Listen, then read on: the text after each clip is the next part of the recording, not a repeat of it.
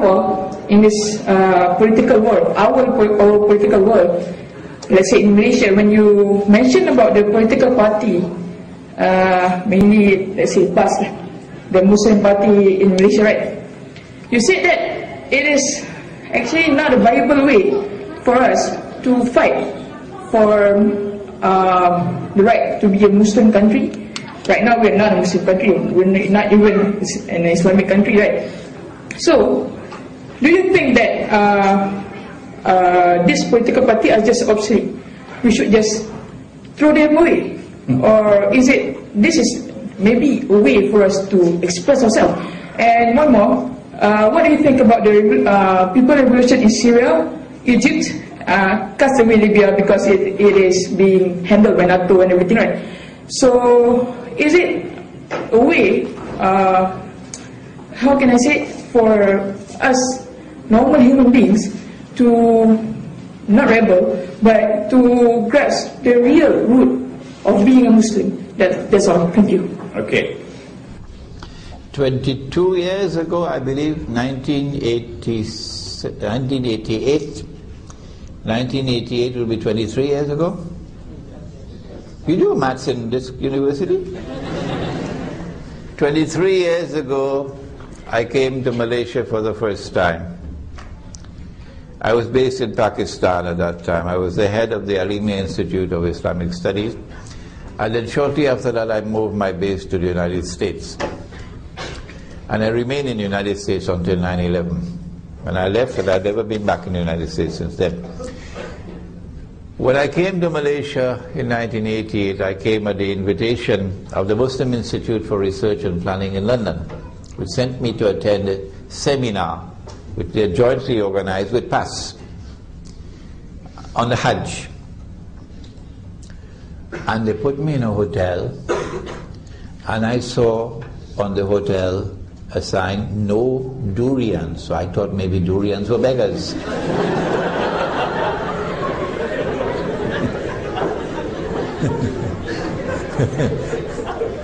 No durians.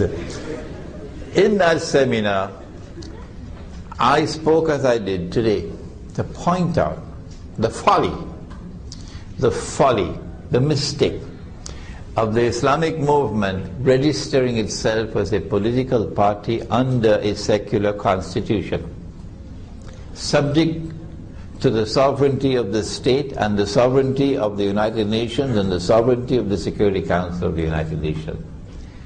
I thought it was an exercise of total foolishness to register yourself as a political party and to fight elections in order to win power and to rule. It was a manifest departure from the Sunnah of the Prophet Muhammad alayhi salatu wasalam, and PAS didn't like it at all. But the Malay are so polite. MashaAllah, they're such a polite people that after the conference was over, they sent me around the country. And there was a young man who was attached to me and to two other scholars, and they sent us to Malacca, and they sent us to Johor, and they sent us to Kota Baru, and they sent us to Kuala Terengganu. And I had the chance to meet Ustaz Nik Abdulaziz, and I was amazed. We went into a small wooden house, and we sat down on the floor, and we ate with our hands. And I said to myself, MashaAllah, what a wonderful place is Malaysia. And when he spoke in the masjid, there were about 10,000 people present. And if you dropped a pin, you could hear it. Such perfect silence. And then they took me to Kuala Terengganu, and there I had to speak before 20,000 people. And there was another scholar named Ustaz Abdul Hadi. But this one was so silent, so soft and gentle, but that one was thunderous like thunder.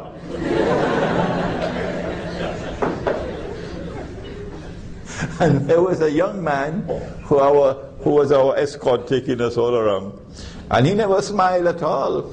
So serious was this young man. His name was Husam Musa.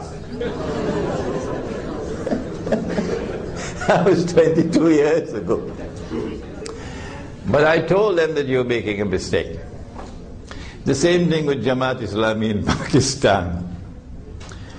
The same thing with the parties in Egypt and Tunisia and so on. But not because we differ on this issue. Does that mean we are enemies and there's any need for boxing gloves? No, we can differ and still be brothers in Islam. What should you do? The answer is, do not depart from the Sunnah.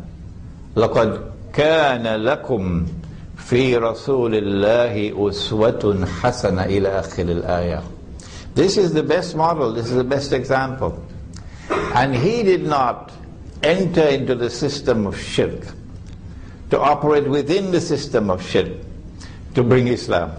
No. He rejected the system of shirk. He opposed it.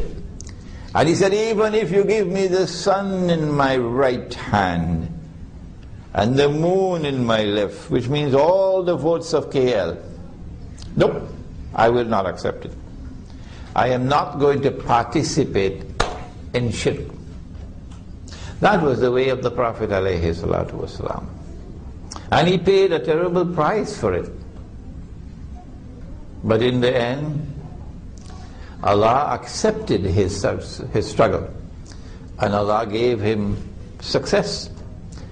And he is the most successful leader the world has ever seen in all of history.